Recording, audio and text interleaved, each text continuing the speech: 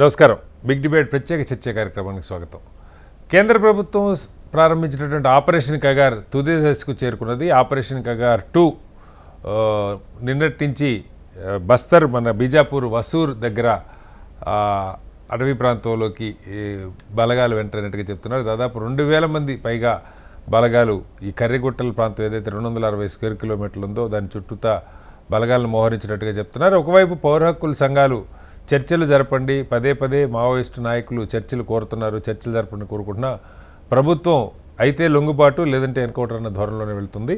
ఏదైతే కేంద్ర ప్రభుత్వం విధించుకున్న గడువు ఉందో 2026 మార్చి 31, ఇంకా 40 రోజులు మాత్రమే ఉంది. ఏం జరగబోతుంది? ఇంకా కొద్దిమంది ముఖ్యమైన నాయకులతో పాటు కొన్ని దళాలు కర్రిగుట్టల ప్రాంతంలో ఉన్నట్టుగా శాటిలైట్లు, డ్రోన్ల ద్వారా ప్రభుత్వానికి సమాచారం ఉన్నట్టుగా చెప్తా ఉన్నారు.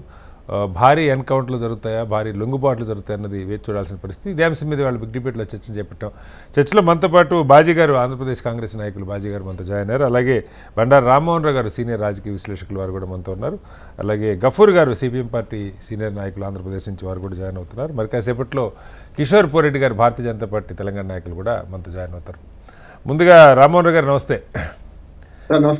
రామ్మోహన్ రావు గారు, మీరు చూస్తారు దాదాపు 2 ఏళ్ళు అయిందనుకుంటా ఈ ప్రాసెస్ స్టార్ట్ అయ్యి. రిపీటెడ్గా కేంద్ర ప్రభుత్వ అమిత్ షా గారు 2026 మార్చి ఆఖరికల్లా నక్సలిజం అన్నది లేకుండా చేస్తామని ఒక కంకణం కట్టుకున్న పరిస్థితి. గతంలో కొన్ని సందర్భాల్లో కొంత చర్చలు, ఉదాహరణకు రాజశేఖర రెడ్డి గారు ముఖ్యమంత్రి ఉండి ఏపీలో జరిగినాయి. అలా మరికొన్ని చోట్ల కొంత చర్చలు జరిగినా చర్చలు ఎప్పుడూ సఫలం కాలేదు. తుడిచిపెట్టే ప్రయత్నం కూడా ఇంత భారీ స్థాయిలో ఎప్పుడు జరగల. కానీ ఈసారి మాత్రం పూర్తిగా కేంద్ర ప్రభుత్వం ఒక ఉక్కు సంకల్పంతో ఈ కార్యక్రమాన్ని చేపట్టింది. ఇప్పటికే దాదాపు 1000 మంది పైగా ఎన్కౌంటర్లో చనిపోయారు, 2000 మంది పైగా సరెండర్ అయిపోయారు. చాలా బలహీనపడింది. అతి కొద్ది మంది మాత్రం అక్కడక్కడ ఉన్నారు. వాళ్ళు కూడా కోఆర్డినేషన్ లేదు అని చెప్తున్నారు. ముఖ్యమైన నాయకులు మల్లోజ్ వేణుగోపాల్ గారి నాయకులు లొంగిపోయారు. వాళ్ళు కూడా పదే పదే మిగతా వాళ్ళని కూడా లొంగిపోవడం తప్ప మరొక మార్గం లేదు, సాయుధ పోరాటం ఇక సాధ్యం కాదు అని 2024 ఆగస్టులోనే ఒక నోట్ రాసుకున్నాం మేము. దాని ప్రకారమే నేను లొంగిపోయానన్నట్టుగా మల్లోజులు గారు నిన్న మొన్న హెచ్ఎంటీవీ కూడా ఒక ఇంటర్వ్యూ ఇచ్చారు ఆయన కొద్దిసేపటి క్రితం. దాన్ని కూడా మేము ప్రసారం చేశాం. ఏంటి పరిస్థితి, ఏం జరగబోతుంది రామ్మోహన్ రావు గారు? శ్రీనివాసరావు గారు, మీకు అట్లా బాజీ గారికి, గఫూర్ గారికి, హెచ్ఎంటీవీ ప్రేక్షకులకు నమస్కారం. ఇవాళ ముఖ్యమైన దినోత్సవం ఏంటంటే సామాజిక న్యాయ దినోత్సవం. ప్రపంచవ్యాప్తంగా ప్రపంచ సామాజిక న్యాయ దినోత్సవం. మనం మాట్లాడుకుంటుంది కూడా అదే. ఇంకా సామాజికంగా, రాజకీయంగా, ఆర్థికంగా సమానత్వం సాధించడం కోసం 2009 నుంచి ఇప్పటిదాకా 15 ఏళ్ళుగా జరుపుకుంటున్నాం. ఆ సంపద కేంద్రీకృతమైనప్పుడు, సంపద ఒకే దగ్గర చేరినప్పుడు పేదలు మరింత పేదలుగా, పెద్దలు మరింత పేదలుగా మారుతున్నప్పుడు ఇట్లాంటి విప్లవాలు, ఇట్లాంటివన్నీ వస్తాయి. నేను ఏమంటే వాళ్ళ మావోయిస్టు ఉద్యమం కొత్తగా నక్సల్ బరి పోరాటం నుంచి మొదలుకొని ఇప్పటిదాకా విస్తరించిన క్రమం చూసుకుంటే వనాడు పీపుల్స్ వారు కావచ్చు, వాళ్ళు మావోయిస్ట్ కావచ్చు, దేశవ్యాప్తంగా మావోయిస్ట్ పార్టీ మారింది చర్చల తర్వాత. మీరు ఇంతకుముందు జ్ఞాపకం చేశారు కదా శ్రీనివాసరావు గారు, 2024 చర్చల తర్వాత. చర్చలకు ప్రాతిపదిక లేకపోతే ఎప్పుడు చర్చలు ఫెయిల్ అవుతాయి. ఇప్పుడు నేను పట్టిందే లెక్క అంటే కుందేటికి 3 కాళ్ళు అంటే ఇద్దరు అంతే కదా. సమాజంలో పరిస్థితులు మారకుండా నక్సలిజానికి అంత ఉండదు ఎట్టి పరిస్థితి దేనికైనా సరే. నా ఉద్దేశం ఏంటంటే సామాజిక అసమానతలు పెరుగుతున్న క్రమం చూస్తున్నాం మనం. ఇవాళ సంపద మొత్తం 1% పెద్దల దగ్గర ఉంటే మిగతా 99% దగ్గర కేవలం 30% సంపద ఉంది. అందులో పెద్ద మళ్ళీ ఒక 10 మందిని చూసుకుంటే ఇట్లా చూసుకుంటే 50% పేదల దగ్గర కేవలం 5% సంపద మాత్రమే కేంద్రీకృతమైంది. అంటే దీనివల్ల ఆర్థిక అసమానతలు ఉన్నట్టే కదా లెక్క. అందుకే ఏమంటే మావోయిస్ట్ సిద్ధాంతం ఏంటంటే పద్ధతి తప్పు. నా ఉద్దేశం ఏంటంటే లక్ష్యం కరెక్ట్ కానీ మార్గం తప్పు. ఇది మతతత్వ తీవ్రవాదం కావచ్చు, లేకుంటే మావోయిస్ట్ తీవ్రవాదం కావచ్చు, గోపక్ష తీవ్రవాదం కావచ్చు, ఇవన్నీ కూడా వ్యక్తి నిర్మూలన ద్వారా రాజ్యాధికారం సాధిస్తామనేది మా కళ. మార్క్సిస్ట్ ఆలోచన ధోరణి విధానంలోనే రాజ్యరహిత సమాజం సాధ్యం కాదు కదా. రాజ్యం ఉన్నప్పుడు రాజ్యం అదొక రాజ్యం ఉండాలి, ఏదో ఒక వ్యవస్థ ఉండాలి కదా. వ్యవస్థ లేకుండా అరాచకం మీద ఉండాలి కదా. అంటే తుపాకీ కొట్టడం ద్వారా మేము రాజ్యాధికారాన్ని సాధిస్తామంటే అదే తుపాకీ కొట్టడం ద్వారా కూలగొట్టేవాడు ఉంటాడు కదా. చూస్తున్నాం ఎంతమంది పోయారు.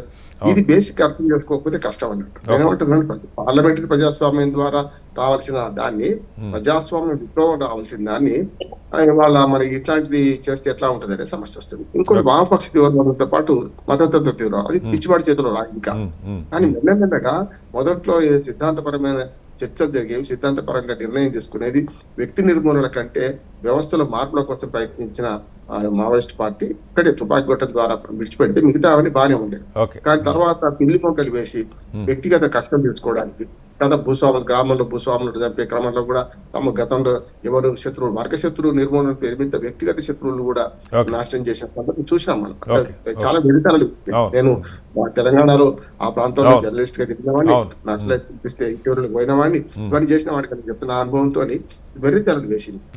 ఇవాళ ఏమైందంటే పూర్తిగా స్కాటిలకు మిగిలిపోయాం చెప్పారు అందరూ. కాబట్టి ఇప్పుడు ఏమైందంటే మన ప్రభుత్వం తలుచుకుంటే ఎప్పుడు నేను ఏమంటుంటానంటే, మనం ఒకసారి హైదరాబాద్ లో రౌండ్ టేబుల్ సమావేశం మీరు కూడా వచ్చారు, అది వారవరావు వాళ్ళందరూ వచ్చారు. వాళ్ళందరూ ఏమన్నారు, మీరు వ్యవస్థ తలుచుకుంటే రాజ్యం స్టేట్ పెద్దది, మీరు చిన్నది, మీరు విధానాన్ని వదిలిపెట్టండి, మీ లక్ష్యాలు మంచి ప్రజా జీవితంలో జనజీవన సంస్థలు కలిసి మన పోరాటం చేస్తే బాగుంటది, కానీ ఇది సాధ్యం కాదని చెప్తే కూడా వాళ్ళు అదే పద్ధతిలో పోయింది. మనం చూసాం. అంటే మావోయిస్టులకు మద్దతు ఇచ్చే పూర్తి మద్దతు ఇచ్చే వరవరరావు లాంటి వాడు జైల్లో ఉన్నారు ఆయన.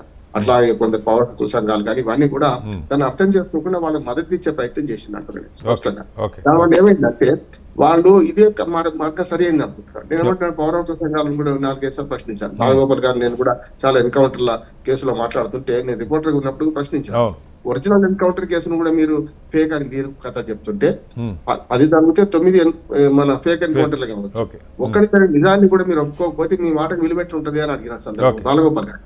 అట్లా ఇంటి పక్కనేమో ప్రతిది పోలీసులు గతనాడు కూడా అట్లాగే ఉంటుండే, గత చూసినాం కదా మనం. ఇప్పుడు పీక్ లెవెల్ కి వచ్చింది శ్రీనివాసరావు గారు, మాట చెప్పి ముగిస్తారు. పీక్ లెవెల్ కి ఎట్లా వచ్చిందంటే, వాళ్ళు మార్చి 31 తారీఖు నాడు మేము తారీఖు నాటికి దేశంలో మావోయిస్టు అంతం చేస్తా అంటున్నారు. నేనేమంటున్నా అంటే ఆర్థిక సమానత్వం సాధిస్తామని ఒక ఎందుకు పెట్టుకోలేదు, అలాంటి లక్ష్యాలు పెట్టుకోవాలి కదా. ఆర్థిక సమానత్వం సాధిస్తాం, సామాజిక సమానత్వం ఇప్పటికీ 2 రాష్ట్ర పద్ధతి ఉంది, ఇప్పటికి సామాజిక సమానత్వం లేదు, రాజకీయ సమానత్వం అంతకంటే లేదు. రాజకీయాలు ఎవరుంటున్నా చూస్తున్నాం నేను కదా. గతంలో కింది స్థాయి నుంచి రాజకీయ నాయకులు పైకి వచ్చేవాళ్ళు, ఇవాళ కూడా సూట్ కేసులు మొత్తం డబ్బులు శికారు చూస్తున్నాం. మన మున్సిపల్ ఎన్నికలు చూస్తాం, రేపు వచ్చే ఎన్నికలు చూస్తాం. ఏదో ఎన్నికలైనా ఇదే జరుగుతుంది కదా. అంటే పార్లమెంట్ ప్రజాస్వామ్యం మీద నమ్మకం సడలుతుంటే ప్రజలు కానీ ఎవరైనా ఏం చేస్తారు, ఇంకొద్దికి పోతారు కదా అంటున్నారు. 2 సారూప్యం చెప్పి ముగిస్తాను నేను. ఒకటేమో మత తీవ్రవాదాన్ని దీనికి పోల్చడానికి వీలేదు అంటున్నాను. అది పిచ్చివాడి చేతిలో. ఇక్కడ ఏమైతుందంటే మన పిల్లలే కదా, ఇప్పుడు మన పిల్లలు ఇవ్వడం మనం వాళ్ళు అడిగింది ఇవ్వకపోతే ఏం చేస్తారు, చేతిలో ఉన్నది విసిరి కొడతారు. అంటే వాడినైతే బండకేసి చంపాం కదా మనం. అందుకని మన పిల్లల మీద మనం పోరాటం చేస్తామా, ఇది కరెక్టేనా కాదా ప్రభుత్వాలు ఆలోచించాలి. అంటే ప్రభుత్వాల మీద పోరాటం దాని కన్నా తల్లిదండ్రులు అయితే చంపం కదా. పిల్లలు కూడా కోపం వస్తే కళ్ళ చంపరు, జరుగుతున్నాయి, చాలా జరుగుతున్నది. కానీ ఇక్కడ కూడా వీళ్ళు కూడా సమయంలో పాటించకపోతే ఏమైతే కష్టం అవుతుంది. మార్గం తప్పు, లక్ష్యం కరెక్ట్, మావోయిస్టు మార్గం తప్పు. మార్గాన్ని మార్చుకుంటే నక్సలైట్లు కనుక వీళ్ళు ఎవరైతే జనజీవన సంస్థలు సీత కంటే అద్భుతాలు సృష్టించగలుగుతారు. పార్లమెంట్ ప్రజాస్వామ్యం ద్వారా ప్రపంచంలో సీతక్క మంచి ఉదాహరణ కదా మనకు. తెలంగాణ మంత్రి మన మంత్రిగా ఏమంటే అంటే సీతక్కను ఉదాహరణ తీసుకోండి అంటే ఆమె మీద విమర్శ చేసేవాళ్ళు, దాన్ని ఏం చేయలేదు, దుర్మార్గం గట్టి కూడా మాట్లాడేవాడుతున్నారు. తప్పనండి. ఆమె మంచి మార్గంలోకి వస్తే మీరు చెడు మార్గం అని మీరే అంటుంటే మీ మార్గం తప్పని రుజువు అవుతుంది కదా. ఇప్పుడు చచ్చిపోతున్నట్టుగా నేను ఒక ఈ త్యాగాలు వృధా పోరాదు, మీ త్యాగాలు వృధా పోరాదు అని నేను వాటి విజ్ఞప్తి చెప్తున్నా. జనజీవన సంస్థలు కలువమంటున్నా అని మీ లక్ష్యం తప్పు కాదు, మార్గం మాత్రమే తప్ప. రైట్ సార్, మళ్ళీ వస్తాను మీ దగ్గరికి. కిషోర్ పోరెడ్డి గారు, మీరు విన్నారు ఒక మంచి మాట రామ్మోహన్ రావు గారు చెప్పారు. అంటే మార్చి 31, 2026 లక్ష్యం నక్సలైట్లు అంతమొందించాలని కాకుండా ఏవైతే లక్ష్యాలు, ఇప్పుడు మల్లోజుల గారు కూడా మహారాష్ట్ర ప్రభుత్వంతో కలిసి ఆయన అక్కడ గచ్చిరోల్లోనే ఉండి వీళ్ళని సరెండర్ అవ్వమని పదే ఆయన అప్పీల్ చేస్తూ ఉన్నారు. ఈ నిర్ణయాలు జరిగినాయని ఇవన్నీ చెప్తున్నారు. కానీ విలేకరులు అడిగినప్పుడు ఇప్పుడు జరుగుతున్న అభివృద్ధి మీకు ఎలా కనిపిస్తుందని ఆయన చాలా స్పష్టంగా చెప్తున్నారు. ఇప్పటికి కూడా మీరు చూస్తున్న అభివృద్ధి వేరు, మేము చూసే అభివృద్ధి వేరు. మేము మానవ అభివృద్ధి చూస్తాం, మీరు రోడ్లు, ఫ్లైఓవర్లు, లేకపోతే బిల్డింగులు ఇవి చూస్తారు. 2 గ్లాసుల వ్యవస్థ దగ్గర నుంచి మొదలు పెడితే ఆయన కూడా చెప్తా ఉన్నారు. అంటే ఆయన లొంగిపోయి ఉండొచ్చు, కానీ లక్ష్యాలు అయితే ఏమీ నెరవేరలేదు. కాబట్టి ఇది సాధ్యం కాదు, కాబట్టి లొంగిపోవటమే తప్ప మరొకటి కాదని చాలా స్పష్టంగా చెప్తున్నారు. ఈ రోజుకి సరే ప్రభుత్వం ఒకటి, హరగోపాల్ గారు లాంటి వాళ్ళు అప్పీల్ రిపీటెడ్గా చేస్తున్నారు. వాళ్ళు ఆల్మోస్ట్ ఎవ్రీ 2 మంత్స్కి ఒకసారి ఒక చర్చలు అంటున్నారు. దానికి ఏదైనా ఒక ప్రాతిపదిక మీద ఆలోచన ప్రభుత్వం నుంచి లేదు. ఏం చర్చించాలనుకుంటున్నారు, మీ అంశాలు ఏంటని కానీ అసలు ఆ అవకాశమే లేదన్నట్టుగా ప్రభుత్వం వ్యవహరిస్తూ ఉంది. సరే, ప్రభుత్వం బలమైనది, రాజ్యం శక్తివంతమైంది కాబట్టి చంపగలుగుతూ ఉన్నారు, టెక్నాలజీ కూడా పెరిగింది. అయితే ఆ లక్ష్యాల పట్ల వివక్ష, సామాజిక న్యాయం లేకపోవడం, సామాజిక న్యాయ దినోత్సవం ఈరోజు వారు గుర్తు చేశారు February 20. సో వీటి మీద ఏదైనా ప్రభుత్వానికి ఒక అంచనా ఉన్నదా? అలాగే ఏం జరగబోతుంది? ఈ చివరి దశకు వచ్చింది అనుకోవచ్చు, ఇంకా ఒక 5-6 తిరుపతి గారు అలా కొంతమంది అక్కడే ఉన్నారు, కర్రిగుట్టల్లోనే ఉన్నారన్న సమాచారం ప్రభుత్వం దగ్గర ఉంది. ఏం జరగబోతుంది కిషోర్ గారు? కటారి గారు, ముందుగా మీకు అట్లాగే ప్యానెల్లో ఉన్న పెద్దలందరికీ, మన హెచ్ఎఫ్ టీవీ ప్రేక్షకులందరికీ నమస్కారం. నమస్తే సార్. సార్, ఇప్పుడు రామ్మోహన్ రావు గారు ఒక మాట అన్నారు, మన పిల్లలే మనం చంపుకుంటామా అని. అంతకుముందు సామాజిక అసమానతలు ఉన్నంత వరకు నక్సలిజం లాంటి ఐడియాలజీలు ఉంటూనే ఉంటాయి అన్న. సార్, వీటన్నిటికీ కూడా మన భారతదేశ ఆలోచన విధానము కానివ్వండి, మనం అందరము ఇక్కడ ఉన్న వాళ్ళందరము రోజు పొద్దున్న లేస్తే కోట్ చేస్తాం. గాంధీ గారన్నా, అంబేద్కర్ గారన్నా, మనమందరం గౌరవించే నాయకులు. వారు ఆల్రెడీ దారి చూపించారు. ఇప్పుడు బ్రిటిష్ వారికేనా అండి, బ్రిటిష్ వారికేనా నాన్ కోఆపరేషన్? ఓకే. మన భగత్ సింగ్ లాంటి వారు, చంద్రశేఖర్ ఆజాద్ లాంటి వారు, ఎంతోమంది రెవల్యూషనరీస్ అంట. వారు చేసినప్పుడు లేదు, ఆ మార్గము సరైనది కాదు అని చెప్పి గాంధీ గారు విభేదించారు. మనమందరం కూడా ఈరోజు ఇది చూసినా కానీ మనము గాంధీ గారిని ప్రథమంగా మాట్లాడతాము. గాంధీయన్ ఫిలాసఫీ అంటాం, గాంధీయన్ సోషలిజం అంటాం. మరి ఓన్లీ బ్రిటిష్ వారిని చంపకూడదు, వారిని హతమార్చకూడదు, వారిపై యుద్ధం చేయకూడదు అన్నదే గాంధీయిజమా? భారతీయులనైతే చేయొచ్చా? మరి ఇప్పుడు మనకి ఇక్కడ ఉన్న వాళ్ళందరము గాంధీయిజం ఫెయిల్ అయింది అని అంటున్నారు అని అంటే ఓకే, నక్సలిజం వైపు వెళ్దాం. అంబేద్కరిజం పోనీ, అంబేద్కర్ గారు ఏమన్నారు? రాజ్యాంగం అదే వారి ఆధ్వర్యంలోనే రచించబడిన రాజ్యాంగం. వారు ఏమన్నారు? ఇప్పటి నుంచి ఈవెన్ నాన్ కోఆపరేషన్ కూడా చేయడం అనేది తప్పు. ఎందుకు అని అంటే ప్రభుత్వానికి ఎగేన్స్ట్. ఇది మన ప్రభుత్వం, ఇదేం బ్రిటిష్ వారి ప్రభుత్వం కాదు. ఏమైనా తప్పులు ఒప్పులు ఉంటే మన రాజ్యాంగబద్ధంగా మనం వాటిని నెరవేర్చుకోవాలి. మన కోర్టులు ఉన్నాయి. ఆర్టికల్ 32 ప్రకారం డైరెక్ట్ గా సుప్రీం కోర్టుకి ఏ పౌరుడైనా వెళ్ళగలిగే హక్కులు కల్పించి, మనమే ఎన్నుకుంటున్నాం, ఎన్నికలు మనమే జరుగుతున్నాయి. ఎంత పర్ఫెక్ట్ గా ఉన్నాయి లేవు అనేది కాదండి. కానీ బ్రిటిష్ వారి కంటే నయమే కదా. బ్రిటిష్ వారితోకే నాన్ కోఆపరేషన్ తో ఆపి, వారిని చంపకుండా, వారి మీద ఇంకొకటి చేయకుండా, రెవల్యూషనరీ పద్ధతులు వాడకుండా మనము ఇది చేసినప్పుడు, స్వాతంత్ర పోరాటం చేసినప్పుడు, మరి మన మీద మనమే చేసుకుంటామా? మన పిల్లల్ని మనమే చంపుకుంటామా? అది పోనీ అట్లా కాదు. అంబేద్కర్ గారిని అయినా అంటే వారు గ్రామర్ ఆఫ్ ఎనార్కీ అన్నారు. ఈ అరాచకత్వం యొక్క భాషా విధానం ఇది. అంటే గ్రామర్ అంటే మీకు తెలుసు, రూల్స్ అన్నారు. ఇదంతా అరాచకం అన్నారు. మరి గాంధీ గారి మాటలు వినమా? అంబేద్కర్ గారి మాటలు వినమా? కిషోర్ గారు, ఇప్పుడు వారిని ఏం చేయాలి? కాదు వాళ్ళు నేను అదే అంటున్నా, వాళ్ళు చేస్తున్నది రైట్ అని ఎవరు చెప్పట్లా. ఇప్పుడు రామ్మోహన్ రావు గారు మాట్లాడినా, మిగతా వాళ్ళు మాట్లాడినా, ఎవరు మాట్లాడినా వాళ్ళు తుపాకీ గొట్టం ద్వారా రాజ్యం వచ్చుద్దని నక్సలైట్లు నమ్మిన వాళ్ళు తప్ప మిగతా ఎవరు నమ్మట్లా సమాజం. అది కరెక్ట్ అని కూడా అంట్లా. కాకపోతే ప్రభుత్వం కొంత చర్చలకు ఏదన్నా ఒక డోర్ తెరవచ్చా, కొద్దిమందినన్నా కాపాడుకునే అవకాశం ఉంది అన్నదే పాయింట్. ఎన్నో ప్రభుత్వాలు ఎప్పటి నుంచో ఈ డోర్లు తెరవడం అనేది మనం ఇప్పుడు ఈ రోజు చూడట్లేదు. మన నక్సలైట్లు, మావోయిస్టులు ఆ పేరులోనే ఉంది, మావోయిస్టులు. వారికి ఏంటంటే గాంధీ, అంబేద్కర్లు కాదండి, వారికి స్టాలిన్, మావోలు వారికి ఐడల్స్. దానికోసమని భారతదేశంలో ఈ అరాచకత్వాన్ని పెంపొందించడం, వాట్ ఎవర్ ఇట్ ఈస్, ఏది గాంధీయిజము, అంబేద్కరిజము కాకుండా హింసాత్మక విధానాన్ని ఇచ్చేయడానికి చైనా నుంచి సపోర్ట్ తీసుకుంటారు. అది మన భారత్కి ఎగెయిన్స్ట్ గా ఇట్లాంటివన్నీ చేశారు. సో ఇప్పుడు ఒక్కటి ప్రభుత్వం కూడా ఏం చెప్పట్లేదు, ఇంత మీరు మన పౌరులనే, మన బిడ్డలనే ఇంతమంది మీరు హతమార్చిన, మీరు హింసాయుత మార్గంలో బ్యాలెట్ కాదు, బుల్లెటే పరమావధి అన్నారు కదా, దాని ద్వారానే రాజ్యాధికారం సిద్ధిస్తుంది అని చెప్పి మీరు ఎంతమందిని, మన పిల్లలనే చంపినా సరెండర్ కండి. నక్సలిజాన్ని అంతం చేద్దాం, నక్సలైట్లని కాదు, నక్సలిజాన్ని అంతం చేద్దాము, సరెండర్ కండి అని అంటే మళ్ళీ చర్చలు అని అంటే ఇప్పుడు చర్చలు ఇవి ఏముంటాయి? మన తలకి తుపాకీ పెట్టి చర్చలు అనేది కాదు కదా. అయ్యో, ప్రభుత్వం తలకి కాదు సార్, ప్రభుత్వం తలకి తుపాకీ పెట్టే దగ్గర వాళ్ళు ఉన్నారా కిషోర్ గారి? వారు ఉన్నారా లేరా అనేది కాదు సార్, మీకు అర్థమవుతుంది కదా. మొత్తం ఆయుధాలు ఒక్క విషయం సార్, దీన్ని సింపుల్ గా వెరిఫై చేసుకోవచ్చు. వాళ్ళ పరిస్థితిలో ఉన్నారా లేదా అనేది ఏం లేదు.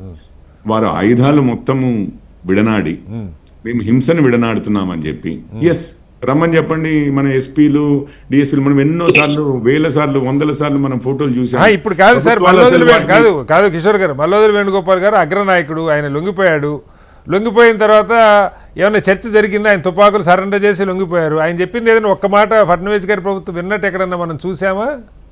అంటే వారు చెప్పింది వినేదైతే ఇది ఎంత ఫైట్ ఎందుకు సార్? నేను అంటుంది అది కాదు సార్, మీరు తుపాకులు చర్చలు అంటున్నారు సార్. ఒక్క నిమిషం చెప్పండి. అంటే మీరు ఏమంటున్నారు? చర్చలు అంటే ఏంటి సార్? ఎవరితో? ఒక ప్రజా ప్రభుత్వం యువతల వైపు ఉన్నది. ఇప్పుడు అంబేద్కర్ గారి రాజ్యాంగం ప్రకారం ఎన్నుకోబడిన ప్రజా ప్రభుత్వం. జనజీవన శ్రవంతిలోకి వస్తే మీరు చర్చలు ఎవరితోటైనా చేయొచ్చు. ఏదైనా రౌండ్ టేబుల్ కాన్ఫరెన్స్ ఎక్కడైనా సెటప్ చేయొచ్చు సార్. మా బీజేపీ వాళ్ళు కూడా వచ్చి అటెండ్ అవుతారు. అదే రౌండ్ టేబుల్ కాన్ఫరెన్స్ అధికారంలో ఉన్నా లేకపోయినా, ఎక్కడ ఏ పార్టీ వారైనా వచ్చి, ఎటువంటి సంఘాలైనా వచ్చి, ఏ ఐడియాలజీకి చెందిన వారైనా వచ్చి, అదే కదా ప్రజాస్వామ్యం అంటే. మన టీవీ డిబేట్లు, మీరే టీవీ డిబేట్లు కండక్ట్ చేయొచ్చు. చర్చలు జరుగుతూనే ఉన్నాయి. ప్రజా ప్రభుత్వము, ఒక ముఖ్యమంత్రి, ఒక ఇది ఎట్లా ఉందంటే దేశాల మధ్యలో చర్చల్లో మనమేమో ప్రధానమంత్రి ఉంటాడు, అవతలనేమో ఒక వీరుంటారు అనుకోండి, ఏదో ఒక ఫ్యాక్షన్, అట్లాంటి వారికి అది కాదు కదా. ప్రజల మనోభావాలు, ప్రజల ఆలోచన విధానాన్ని కదా మీరు ఇంపాక్ట్ చేయవలసింది. కాదు కిషోర్ గారు, ప్రభుత్వాలు కార్మిక సంఘాలతో చర్చలు చేస్తారు, రైతు నాయకులతో చర్చలు చేస్తారు, విద్యార్థి సంఘాలతో చర్చలు చేస్తారు. వాళ్ళు సమ్మె చేస్తున్నా చర్చలు చేస్తూనే ఉంటారు. రకరకాల చర్చలు నడుస్తూనే ఉంటాయి. చాలా సందర్భాల్లో పాకిస్తాన్తో చర్చలు కూడా చర్చలు చేస్తూ ఉంటారు. వీళ్ళు అంటే వీళ్ళ డిమాండ్లు అసలు ప్రభుత్వం ఆమోదిస్తా లేదా కాదు. గతంలో మీ ప్రభుత్వం వచ్చిన తర్వాత ఈ 12 ఏళ్లలో ఏనాడు ఒక్కరోజు కూడా అసలు మీరు అక్రాస్ ద టేబుల్ కూర్చోకపోయినా కనీసం మీ ఆలోచన ఏంటో చెప్పండి అన్న మాట కూడా లేదు. నిర్ద్వందంగా ఒకే దీని మీద ఉన్నారు. దాని గురించి మాట్లాడదాం కిషోర్ గారు. మళ్ళీ వస్తాను మీ దగ్గరికి. 1 second, I will come back to you. Baji గారు, ప్రజాస్వామ్యం, పార్లమెంటరీ ప్రజాస్వామ్యాన్ని కోరుకునే ఎవరు కూడా తుపాకీ గొట్టం ద్వారా ట్రై చేయడానికి సపోర్ట్ చేయరు. కానీ కాకపోతే వాళ్ళు లేవనెత్తున్న అంశాలు, ఈవెన్ రాజశేఖర రెడ్డి గారు చర్చించినప్పుడు కూడా తుపాకీ గొట్టంతో రాజ్యాధికారాన్ని యాక్సెప్ట్ చేసి చర్చకి రమ్మల్లా. మీ డిమాండ్లు ఏంటో రండి మాట్లాడదామన్న కోణంలో కొంత చర్చ జరిగింది. వాళ్ళ ఆలోచనలు ఏంటో తెలిసినాయి, మార్గాలు ఏంటో కొంత ప్రయత్నం జరిగింది. సరే, అది ఫెయిల్ అయింది. దాని గురించి సరైన ప్రాతిపదిక లేదని రామ్మోహన్ రావు గారు చౌరీ చౌరా సంఘటనలో గాంధీ గారు ఆపిండు, ఉద్యమాన్ని ఆపిండు. ఎగ్జాక్ట్లీ నేను అంటుంది బాజీ గారు, ఏ పార్టీలు దాన్ని సపోర్ట్ చేయగానే, అంటే ప్రభుత్వం తీసుకున్న వైఖరి ఇంత కంప్లీట్గా దాన్ని నిర్మూలించాలన్న లక్ష్యం మంచిదే కావచ్చు, తుపాకీ ఉండకూడదు పౌరుల చేతులు అనేది మంచిదే కావచ్చు. కానీ తుది దశకు వచ్చాక కూడా ఇప్పుడు 1000 మంది పైగా ఎన్కౌంటర్లు, 90 పైగా ఎన్కౌంటర్లు, 1000 మంది పైగా చనిపోయారని చెప్పి చెప్తున్నారు. ఇంకా కొన్ని వందల మంది ఉన్నారని వార్తలు వస్తున్నాయి. దీనికి చివరి దశలో అన్నా ఏదన్నా ఒక హింస లేని ముగింపుని ఆశించవచ్చా? ఆశిస్తున్నామండి అందరం కూడా. ముందుగా మీకు, మన ప్యానల్లో మిత్రులందరికీ, అట్లాగే మన HMTV వీక్షకులందరికీ కూడా శుభ సాయంకాలం, నమస్కారం అండి. మీరు చెప్పినట్లు అందరూ ఆశిస్తా ఉన్నారు. ఎందుకంటే ఏ ఆపరేషన్ అయినా కానీ మానవతా దృక్పథంతోనే జరగాలన్నది ఎవరైనా కోరుకుంటారు. హింసించడం, అన్యాయంగా ప్రాణాలు హరించడం అనేది ఎవరు కూడా హర్షించరు. ఇప్పుడు మావోయిస్టులని ఒక ఉద్యమకారులుగా కాకుండా ఒక అంతర్జాతీయ శత్రువులుగా భారత ప్రభుత్వం ప్రస్తుతం భావిస్తా ఉంది. ఒక టార్గెట్ పెట్టుకొని ఈ నెల మార్చి 31 లోపు మావోయిస్టు రహిత రాష్ట్రాలుగా చేయాలన్నది అమిత్ షా గారి సంకల్పం. అందుకని నిర్దాక్షిణ్యంగా ఎవరు కనపడినా కాల్చివేయటం, చంపేయటం అనే లక్ష్యంగానే ఇవాళ 2000 మంది సాయుధ వీళ్ళు అందరూ కూడా ఏరువేత కార్యక్రమం చేపట్టారు.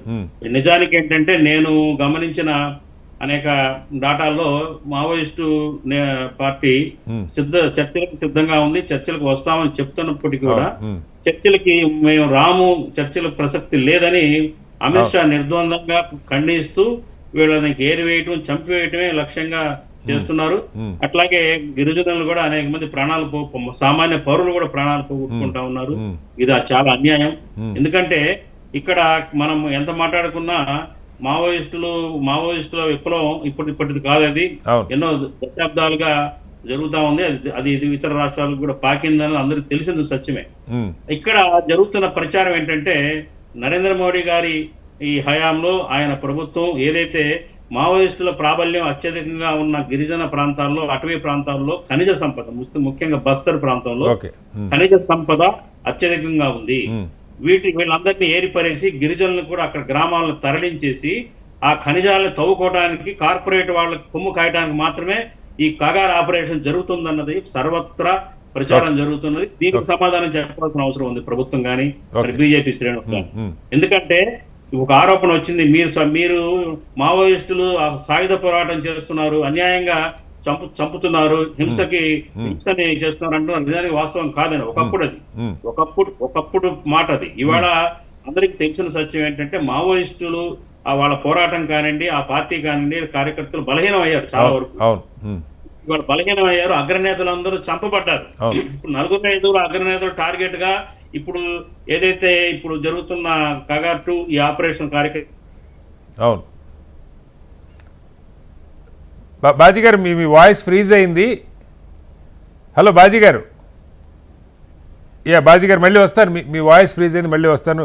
గఫూర్ గారు మీరు చెప్పండి ఇప్పుడు. అదే అంటే ఇందాక రామ్మోహన్ రావు గారు కూడా షా గారి క్రూరమైన మెంటాలిటీ, క్రూరమైన మనస్తత్వం కలిగిన అమిత్ షా గారి నేతృత్వంలో అన్యాయంగా పొట్టన పెట్టుకుంటున్నారు జనాన్ని. ఇది కరెక్ట్ కాదు. నెగోషియేషన్స్ జరపాల్సిందే. చర్చలు, శాంతి చర్చలకు వాళ్ళు సిద్ధం అంటే మీరు ఎందుకు యాక్సెప్ట్ చేయరు? మీరు అవకాశం ఇవ్వాలి కదా. వాళ్ళు ఆయుధాలు పడేసి వస్తాము, మాతో మాట్లాడండి, మా న్యాయమైన ఆలోచనల్ని మీరు పంచుకోండి, మేమేం కోరుతున్నాం. కనీసం అది కాదు సార్, కనీసం వాళ్ళ ఎజెండా ఏంటో జనంకి తెలుస్తుంది. ప్రభుత్వం చర్చ జరిగితే లేదా నేను ప్రశ్నిస్తున్నాను కాంగ్రెస్ పార్టీ నుంచి. వాళ్ళు కూడా మనుషులే కదా, ఈ దేశ పౌరులే కదా.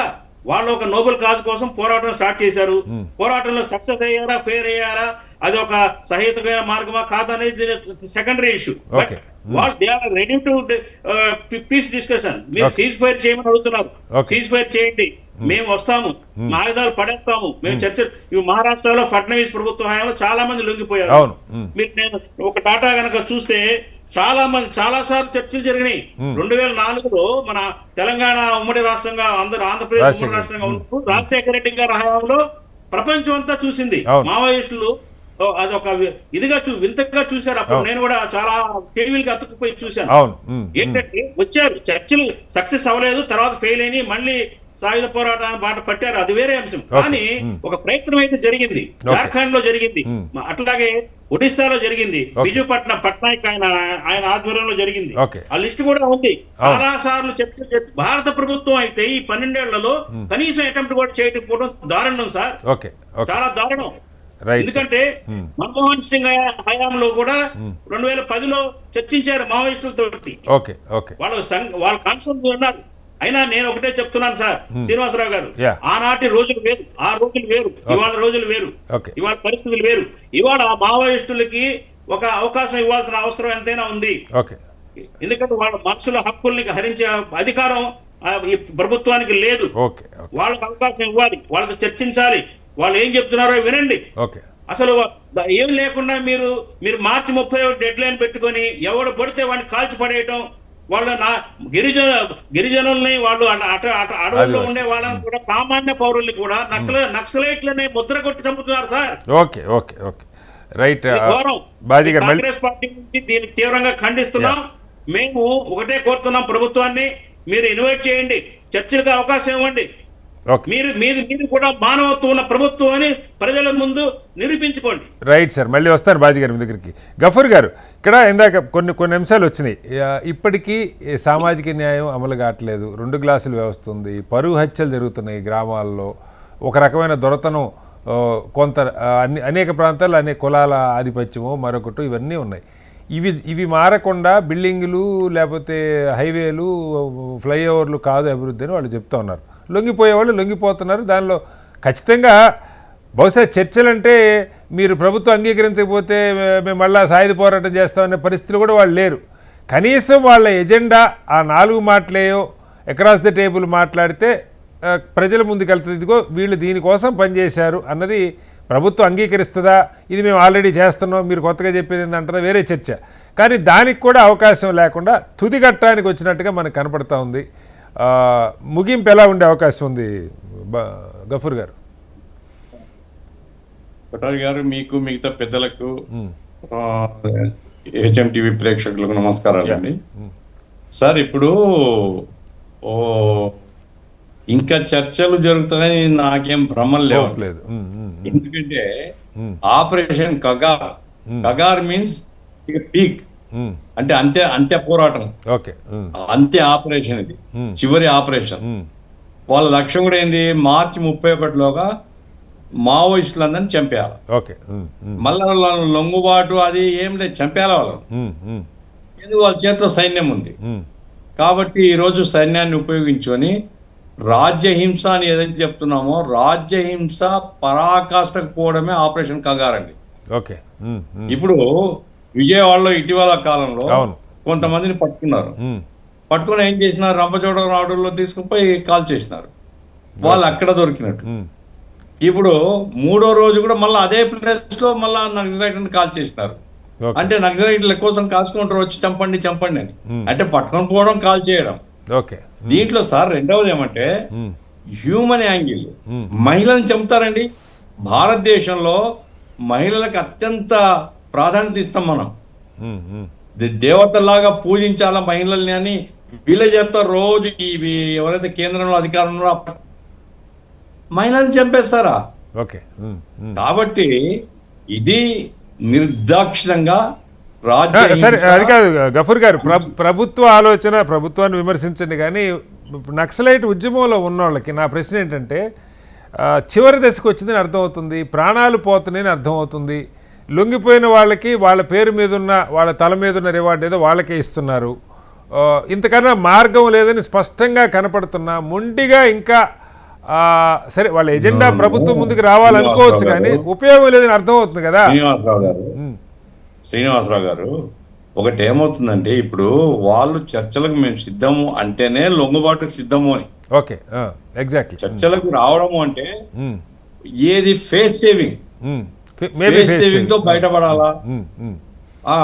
ఫేస్ సేవింగ్ ప్రధానంగా ఏమిటి, వాళ్ళు అటవీ ప్రజల యొక్క హక్కుల్ని అడుగుతున్నారండి. ఇప్పుడు నక్సలైట్ లో మిగతా సమాజం అంతా లేదు. ట్రైబల్స్ ఎక్కువ భాగం ఉన్నారు.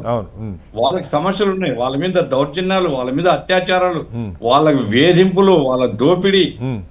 కొన్ని హక్కులు అటవీ ప్రజల యొక్క ఈ జీవనంలో కొన్ని హక్కులు కల్పించాలనేది ప్రధానంగా కనపడుతుంది. మాట్లాడదు, ఒకవేళ అమిత్ షా గారు మాట్లాడకపోవచ్చు, కానీ ఛత్తీస్గఢ్ లో వాళ్ళ ప్రభుత్వమే కదా, వాళ్ళ ప్రభుత్వం ముఖ్యమంత్రి కూర్చొని మాట్లాడితే అయితే లేవేరే సమస్య. అయినా వాళ్ళు మొండిగా ఉంటారు అనుకోండి, ప్రజల సానుభూతి కూడా ఉండదు. నా పాయింట్ ఏమిటంటే సార్, ఇప్పటికైనా సరే, ఇప్పుడు ఇదేం వ్యక్తిగత స్వార్థంతో పోయిన వాళ్ళు కాదండి. వీళ్ళందరూ కూడా సార్ చాలా నిస్వార్థంగా మేధావులు, డాక్టర్లు, ఇంజనీర్లు, ప్రజల కోసం ప్రాణాలు ఇచ్చినటువంటి ఉద్యమం. అది ఉద్యమం తప్పుడు ఉద్యమం. నేను దాన్ని ఉద్యమాన్ని బలపరచడం లేదు. తుపాకీ గొట్టంతో పొగ వస్తుంది తప్ప రాజ్యాధికారం రాదే అని మేము పబ్లిక్ గా ఖండించిన ఆ రోజుల్లోనే. మా వాళ్ళు చాలా మంది చంపేసినారు, అది వేరే సంగతి. అయినా మేము చెప్తున్నాం ఏమంటే, ఇది ఒక సామాజిక సమస్యగా పరిగణించినప్పుడు సామాజిక సమస్యల్లో పరిష్కారంలో ఎప్పటికి గానీ ఇచ్చిపుచ్చుకోవడం అనేటువంటిది ఏ ప్రభుత్వం అనేది చేయాలి. ఆ రకంగా వాళ్ళు చెప్తున్న దాంట్లో జినైన్ సమస్య ఉందా లేదా వాళ్ళతో మాట్లాడితే తెలిసేది. నేరుగా ప్రభుత్వం కాకపోతే మధ్యవర్తులు ఉంటారు, పౌర హక్కుల సంఘాల ఎవరో ఒకరు పోయి మాట్లాడతారు. వాళ్ళంతవరకు వాళ్ళు ఏ ఆపరేషన్ చేయమని చెప్పినారు వాళ్ళు, మేము ఎవరిని మేము టచ్ చేయమని, అది చాలు కదా అష్యూరెన్స్. ఇప్పుడు కాబట్టి చాలా కాలంగా వాళ్ళ వైపు నుంచి ఏమి కవింపులు కానీ మరొకటి కానీ లేవు, మనం చూస్తానే ఉన్నాం. వాళ్ళు సార్, ఇప్పుడు వాళ్ళు ఒకవైపు మేము చర్చలు తిరిగి మేము ఫేస్ సేవింగ్ సార్, ఇప్పుడు ఆత్మాభిమానం నేనున్నానండి, చేస్తాను తప్ప లొంగిపోలేదు కదా. దానికి మార్గం ఏర్పాటు చేస్తే ఎస్ అందరు కూడా గౌరవప్రదంగా బయటికి పోతారు. అది వాళ్ళ లైన్. అరే కొంచెమన్నా మానవత్వం లేకుండా వ్యవహరిస్తున్నారు. Okay, right. ఒకసారి రామ్మోహన్ గారు, ఇందాక మీరు అన్నారు ఈ నక్సలైట్ తీవ్రవాదంతో పాటుగా మత తీవ్రవాదం అని. దేశంలో పండగలు జరుపుకుంటుంటే కొన్ని చోట్ల మనం చూసాం, ఒక మతమే కదా, మత తీవ్రవాదం చాలా మతాల్లో ఉండొచ్చు, టెర్రరిస్టులు ఉండొచ్చు, మరొకటి ఉండొచ్చు, గోరక్షక పేరుతో చంపుతున్న కేసులు ఉన్నాయి. లేకపోతే క్రిస్మస్ జరుపుకుంటుంటే మీరెవరు జరుపుకోమన్నారు, మీరు ఎందుకు మారారని వాళ్ళ మీద దాడులు చేస్తున్న సందర్భాలు ఉన్నాయి. లేదు హిందువులని చూసి పెహల్గాం లాంటి సంఘటనలో కాల్చిన సందర్భాలు ఉన్నాయి. ఈ తీవ్రవాదం మీద ఒక సైడే చర్చ జరుగుతుంది తప్ప మిగతా సైడ్లు ఎప్పుడు ప్రభుత్వాలు దాని మీద మాట్లాడిన పరిస్థితి లేదు. రెండవది, గఫూర్ గారు మంచి పాయింట్ రైజ్ చేశారు. వీళ్ళతో చర్చలు అంటే బహుశా అడవుల్లో మైనింగ్ చేయొద్దంటారా, ఆదివాసీల హక్కులు కాపాడమని అడుగుతారా? ఈ పాయింట్లు చర్చకి రావద్దనే, అంటే ఎందుకు కనీసం ఒక చిన్న రాష్ట్ర స్థాయిలో అయినా సరే, ఏ రాష్ట్రమైనా ఈవెన్ తెలంగాణ ప్రభుత్వంతో సహా ఆ ప్రయత్నం మరి చేయకూడదని ఒక పైనుంచి ఒక హుకుం ఉన్నదా, లేకపోతే చేసే చొరవ వీళ్ళు తీసుకోవట్లేదా? ఇవాళ కూడా ఆయన అప్పీల్ చేశారు, కొంత చర్చలు జరపండి. హరగోపాల్ గారు, తెలంగాణ ముఖ్యమంత్రి, శివధర్ రెడ్డి గారు, డీజీపీ గారు, సీతక్ గారు, వీళ్ళంతా కూర్చొని కొంత ఒక ప్రయత్నం చేయండి చర్చలు కానీ. బట్ ఎక్కడ ఏ ప్రభుత్వాలు, అది బీజేపీ ప్రభుత్వాలైనా, ఒకటి రెండు చోట్ల కాంగ్రెస్ ప్రభుత్వాలన్నా కూడా ఆ చొరవ తీసుకోవట్లా. ఎలా అర్థం చేసుకోవాలి? నేను రెండు చెప్పాను కదా శ్రీనివాసరావు గారు, మత తీవ్రవాదం వేరు, అది పిచ్చివాడి చేతిలో రాయి. అక్కడ ఎవరు ఉండరు, ముస్లింలు చచ్చిపోతారు, హిందువులు చచ్చిపోతారు. ఇప్పుడు చూసారు గోకుల్ చాట్ లో ఎవరు చచ్చిపోయారు, లుంబిని పార్క్ లో తెలిసినారు ఎవరు చచ్చిపోయారు, అది పూర్తిగా అది ఒక వేరు. కానీ దీనిలో ఏమంటున్నానంటే, ఇప్పుడు గఫూర్ గారు మధ్యన ఆగిపోయారు. అంటే ఎక్కడ ఆగిపోయారు? మొదలు మనకు సిపిఐ నిషేధిత పార్టీ కదా మన దగ్గర, సాయుధ రైతాంగ పోరాటం ద్వారానే, సాయుధ పోరాటం ద్వారా అధికారం తీసుకొస్తామని ప్రయత్నం 51 దాకా నిషేధిత పార్టీ కదా. చేయి గుర్తు మనకు మన మన మన తెలంగాణ చేయి గుర్తుతో పోటీ చేసింది, అప్పటికి మొండి చేయని చేశారు. నేనేమంటానంటే, రెండు జాతీయ పార్టీల ప్రశ్న ఏంటంటే, బాజీ గారు మాట్లాడుతున్నారు కానీ ఇప్పుడు చర్చలకు పిలిచి రాజశేఖర గారు చేసిన ద్రోహం తక్కువదంటారా? చర్చలకు పిలిచి వాళ్ళని ఆసుపాసులు కలుపుకొని ఒక్కొక్కరిని చంపుకుంటూ వచ్చినాక చర్చలు పేరైనాయి కదా అంటున్నాను. ఇప్పుడు దయ్యాలు వేదాలు రంచినట్టు ఇప్పుడు బీజేపీ అధికారులు ఉంది కనుక కాంగ్రెస్ మాట్లాడుతుంది ఈ మాట. ఈ రెండు పార్టీలు చేసి అవే కదా. ఎందుకంటే అది కూడా నేను ఒక సిద్ధాంతం ఉన్నా కూడా లక్ష్యం మంచిదైనా మార్గం మంచిది కాదు చెప్తూనే ఉన్న మొదటి నుంచి కూడా. మార్గం మంచి మార్గం కాకుండా, ఇప్పుడు గాంధీ మహాత్ముడు అన్నాడు ఇంతకుముందు, ఓరెడ్డి గారు మాట్లాడుతూ గాంధీ అంటున్నారు, గాంధీ గారు కూడా ఏమన్నారు, లక్ష్యం ఎంత ఉన్నతమైంది అయినా సరే మార్గం కూడా అంత ఉన్నతంగా ఉండాలన్నాడు కదా. అది నేను వీళ్ళకి చెప్పాను, లక్ష్యం మంచిదే కావచ్చు. లక్ష్యం ఏమిటి? సామాజిక సమానత్వం కదా, ఆర్థిక సామాజిక రాజకీయ సమానత్వం కావాలంటున్నాం. దానికి చంపుకుంటూ పోతే లాభం లేదు కదా.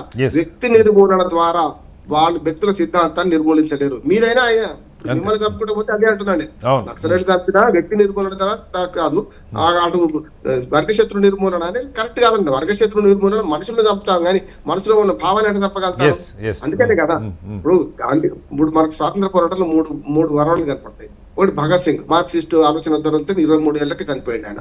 ఇటు పక్కనేమో సుభాష్ చంద్రబోస్ విదేశీ సహాయం తీసుకొని చేద్దామన్నారు. గాంధీ మహాత్ముడు ఏమన్నారు, తాను చోరీ సంఘటనలో బ్రిటిష్ వాళ్ళ మీద హింస ప్రయోగించి పోలీస్ స్టేషన్ పక్కన పెడుతుంటే వద్దని ఆపిండు కదా. నేనేమంటున్నా, పోరాట రూపాలు మారాలి. ఇంతకు పోరాట గారితో నేను చూపిస్తా ఏంటంటే, మన ప్రభుత్వం మీద మనం అదే పోరాటం చేద్దాం. బ్రిటిష్ వాళ్ళ మీద చేసిన పోరాటం మనం చేద్దామా? మనం ఆచరించాం కదా.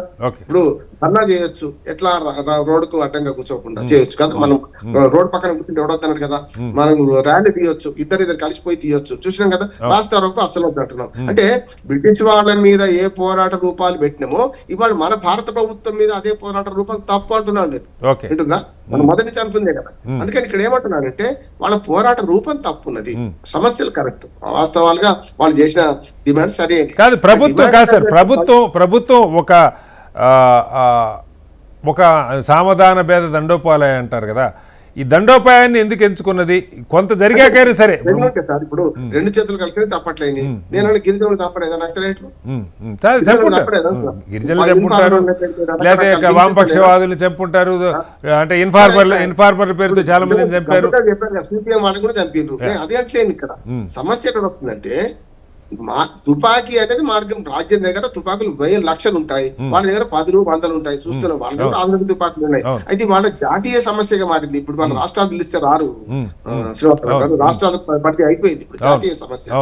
నేను స్పష్టంగా కేంద్ర ప్రభుత్వం అంటున్నాను. నేను బీజేపీ ఉందా, కాంగ్రెస్ ఉన్నప్పుడు వాళ్ళు ఉన్నప్పుడు ఇదే పని చేసి, వీళ్ళు ఉన్నప్పుడు చేస్తున్నారు. అంతిమ పోరాటం మొదలు. అంతిమ పోరాటంలో కొంచెం మానవీయ దృక్పథంతో ఆలోచించమంటున్నాను. నేనేమంటున్నానంటే, వాళ్ళ చర్చలకు ప్రాతిపదిక అంటే తుపాకులు విడిచిపెట్టాల్సింది, ఇంకో మార్గం లేదు వాళ్లకు అంటున్నాడు. తుపాకులు విడిచిపెట్టి వచ్చిన తర్వాత మళ్ళీ రెక్కలు గడ్డే చంపేస్తారా అనే మాట వస్తుంది కదా.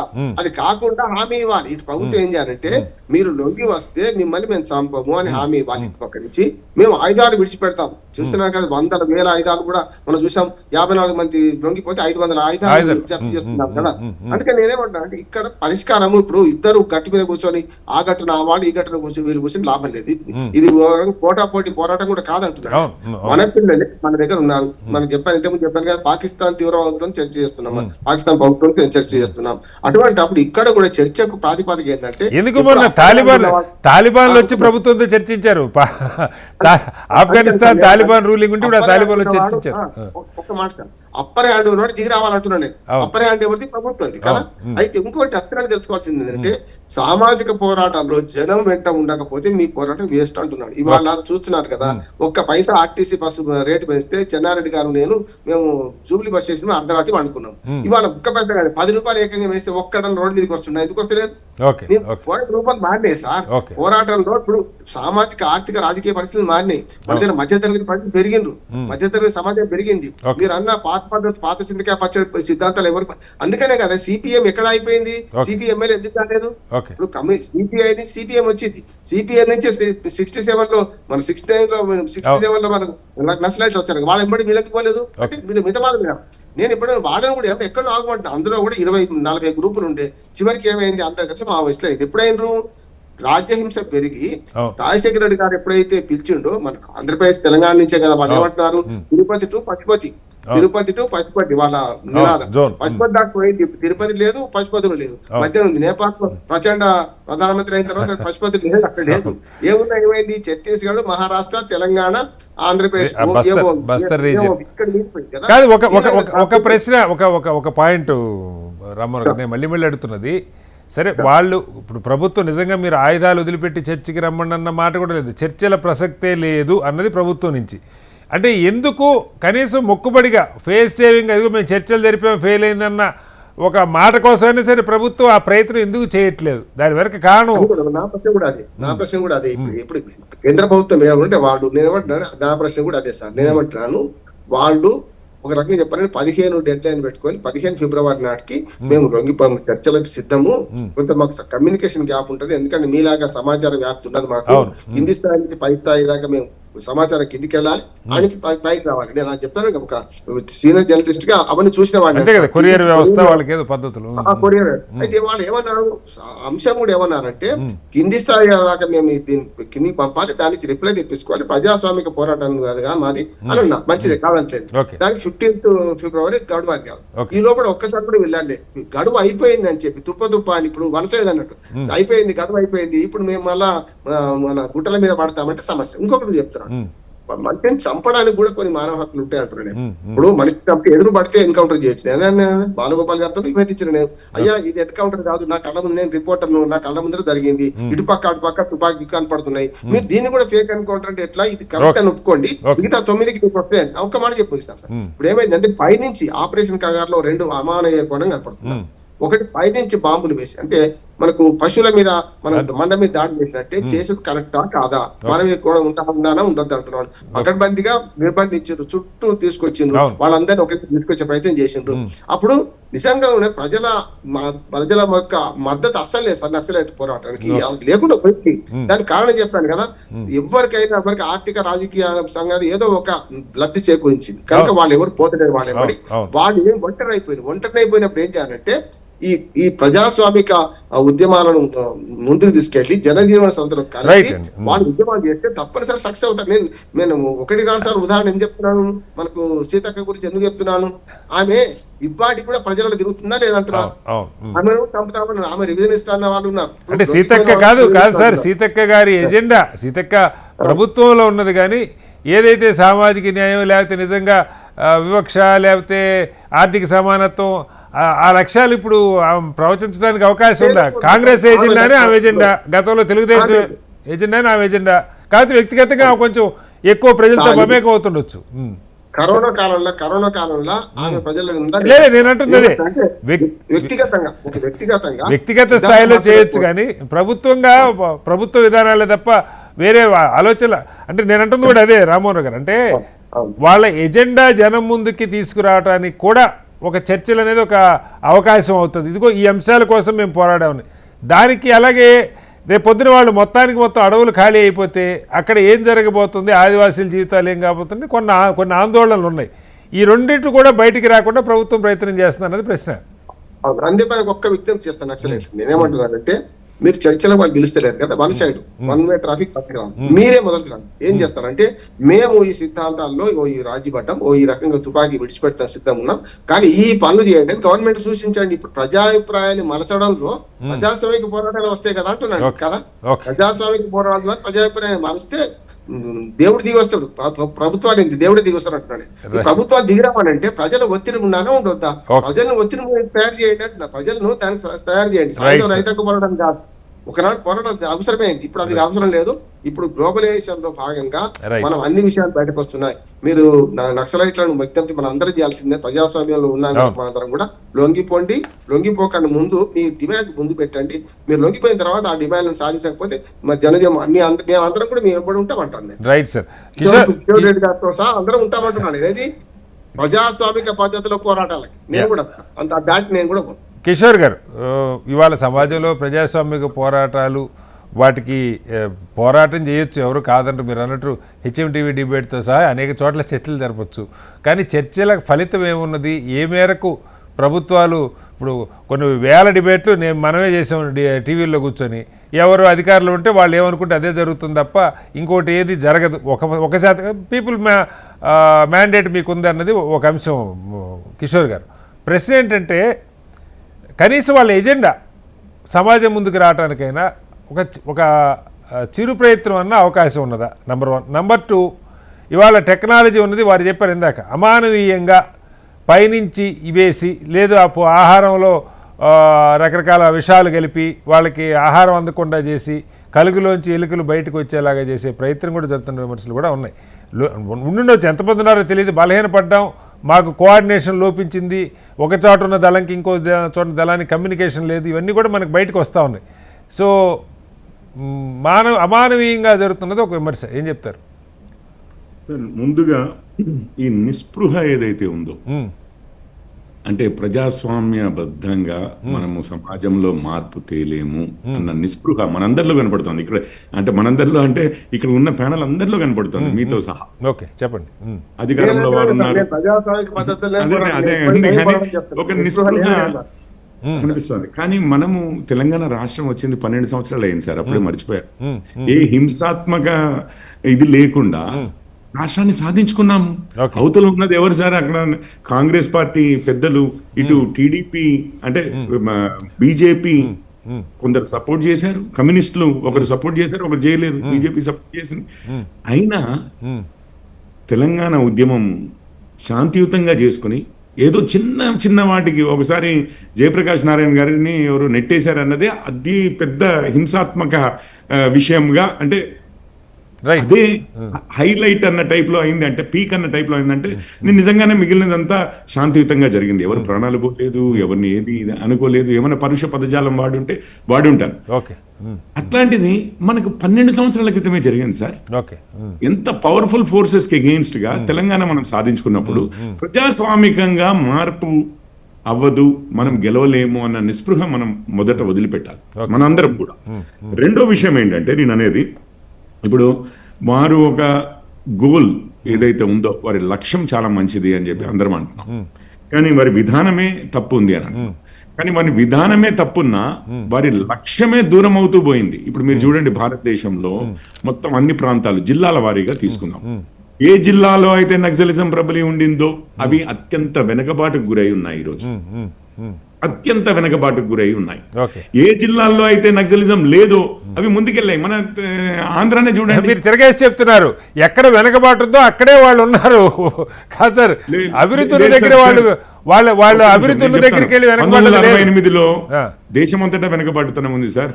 మొన్నటి వరకు ఒరిస్సాలో మొన్నటి వరకు ఆకలి చావులు ఉండేవి, కాలహంది అని చెప్పి. ఉత్తరప్రదేశ్ లో జాపనీస్ ఎన్సెఫాలిటీస్ కి పిల్లలు చనిపోయేవారు ప్రతి సంవత్సరం, 10ల్లో 100ల్లో. యోగి గారు వచ్చిన తర్వాత అదంతా వ్యాక్సినేషన్ డ్రైవ్ తో మొత్తం ఎలిమినేట్ చేశారు. ఈ ఇయర్ ఒక్క పిల్లలు కూడా చావాల్సిన అవసరం లేకుండా. అంటే ప్రజాస్వామ్యము మీకు విక్టరీస్ ఇస్తూనే ఉంది. అది మనం గమనించుకోకుండా మన గోల్ ఏదైతే ఉందో అది లక్ష్యం చాలా మంచిది అని చెప్పి ఈ రోజుకు మనం మాట్లాడుతున్నాం. ఈ రోజు ఇండియాలో పేదరికం మిగిలిపోయింది అని. ఆంధ్రప్రదేశ్ లో చూడండి ఎక్కడుంది సార్. కిషోర్ గారు అన్నారు ఎక్కడి నుంచి నేపాల్ మీరు నుంచి పేదరికం లేదు తిరుపతి పాతి వరకు కాదు కిషోర్ గారు, మీరు పేదరికం లేదు, 25 కోట్ల కుటుంబాలు 25 కోట్ల మంది బయటకు వచ్చారని మీరే చెప్తారు, మళ్ళీ 80 కోట్ల మందికి ఫ్రీ రైస్ మీరే ఇస్తుంటారు. పేదరికం ఉందా లేదా ముందు ఆ నిర్వచనం ఏంటన్నది మీరు డిఫైన్ చేయండి. దానికంటే కీలకం కిషోర్ గారు, దానికంటే 80 కోట్ల మందికి ఫ్రీగా రేషన్ ఇవ్వగలిగే స్థితికి దేశం ఎదిగింది. ఒక్క పాయింట్ దేశం ఎదగటం వేరు, మనుషులు ఎదగటం వేరు సార్, రెండింటి మధ్య కొద్దిగా తేడా కూడా ఉంది. మనుషులమే ఎదిగాము అంటున్నాను. ఈ రోజు మన ప్రజాస్వామ్యంలో మనం అందరం చర్చించుకుంటున్నాం. ఇక్కడ 4 ఉన్నాం సార్, ప్యానలిస్ట్ 5 ఉన్నాము. 5 ఏదో ఒక విధంగా మనకు భేదాలు ఉన్నాయి మనం ఆలోచించే విధానంలో. హ్యాపీగా ఎటువంటి వైలెన్స్ లేకుండా మనం చర్చించుకుంటున్నాము, ఎవరిని తక్కువ మాట్లాడుకోవట్లేదు, ఆలోచనలన్నీ ప్రజల్లోకి వెళ్తున్నాయి. ఎన్నో మాధ్యమాలు వచ్చాయి, సోషల్ మీడియా నుంచి, మీడియా దగ్గర నుంచి, ప్రెస్ దగ్గర నుంచి ఎన్నో మాధ్యమాలు ఈ రోజు అసెంబ్లీలు పార్లమెంట్లే కాదు సార్, లేకపోతే ఒక చీఫ్ మినిస్టర్ చట్టసభల్లోకి ఏర్పడ్డాయి కాదు. కిషోర్ గారు, నిన్ననే మున్సిపల్ ఎలక్షన్స్ అయిన, ఇందాక రామారావు గారు కోట్ చేశారు, చట్టసభల్లోకి ప్రజాప్రతినిధులుగా వచ్చే అవకాశం మావోయిస్టులకు ఉందా ఈరోజు? అసలు మావోయిస్టులకే కాదు, కిషోర్ గారికే లేదు. 100 కోట్ల బ్యాగ్ లేకపోతే కిషోర్ గారికే లేదు. మా పార్టీలో నేను చెప్తాను సార్, బండ్రు శోభారాణి గారని ఇప్పుడు కాంగ్రెస్ లో ఉన్నారు. వారు ఏదో దీంట్లో ఉన్నారు, నామినేటెడ్ పొజిషన్ లో కూడా ఉన్నారు. బండ్రు శోభారాణి గారు, శోభక్క, వారు యాక్చువల్గా ఒకసారి మా పార్టీలో ఉన్నప్పుడు మా పార్టీ వారు ఉపాధ్యక్షులుగా నియమితులయ్యారు పార్టీకి. ఒకసారి నడ్డా గారా మరి లేకపోతే అమిత్ షా గారు ఏదో మన విజిట్కి వచ్చినప్పుడు ఒకరు టాప్ 3-4 పీపుల్లోనే అడిగారు, దీదీ ఆప్ తుపాకీ పట్టుకున్నారా అని చెప్పి. చాలా సార్లు పేల్చాను అని చెప్పారు వారు. అంటే చెప్తున్నాను, మీకు అవకాశం ఉందా లేదా? బండ్రు శోభారాణి గారిని చూడండి, ఇప్పుడే సీతక్కని చూడండి. ఎందుకు లేదు సార్ అవకాశము? మనకు నిస్పృహ, ఆ పెసిమిజం ఏదైతే ఉందో అది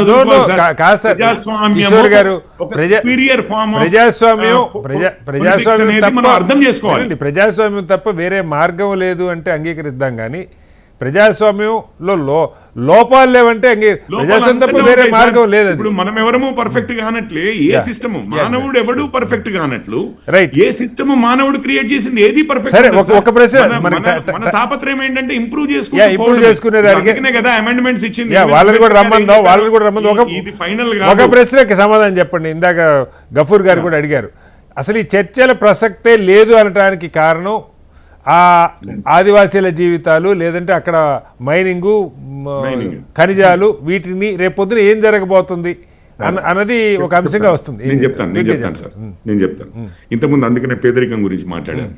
ఇప్పుడు ఖనిజాలు పేరు అని చెప్పు, ఇంకొకటో, ఇప్పుడు మీరే చెప్పారు డాక్టర్లు, ఇంజనీర్లు చాలా మేధస్సు గలవారే నక్సలిజంలోకి వెళ్ళారు అని చెప్పి, మావోయిజంలోకి వెళ్ళారు అని చెప్పి.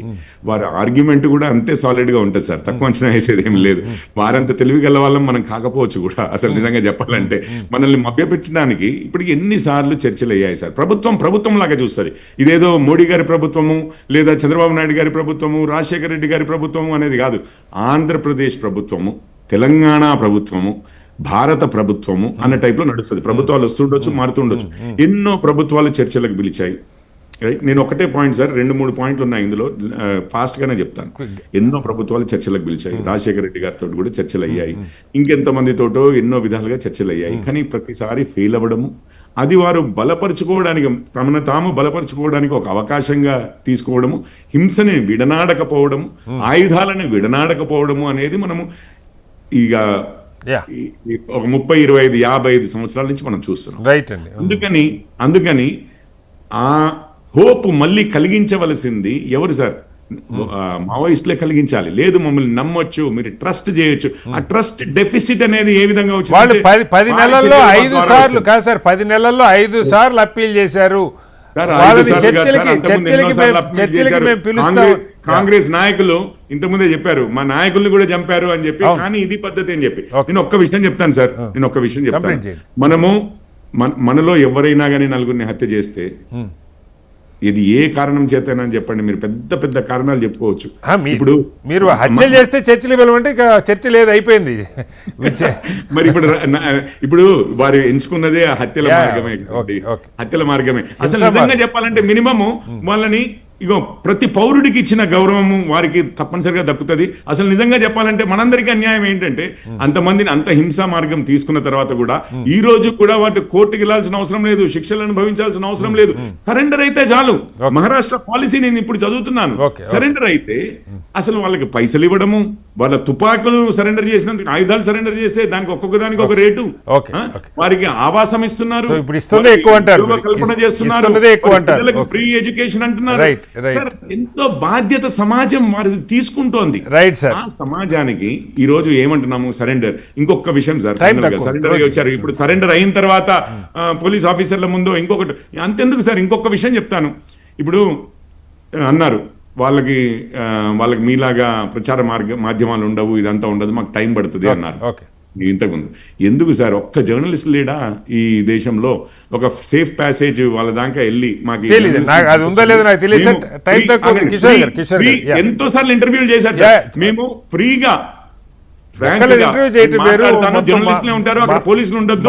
ఎందుకంటే మా క్యాడర్ కూడా మమ్మల్ని నమ్మదు. పోలీసులు ఉంటే వాళ్ళ భయానికి మేము పబ్లిష్ చేయండి. హెచ్ఎంటీవీ పబ్లిష్ చేయదా సార్? Right sir. గఫూర్ గారు పబ్లిష్ చేయదు. వాళ్ళ ఎజెండా పబ్లిష్ చేస్తారు.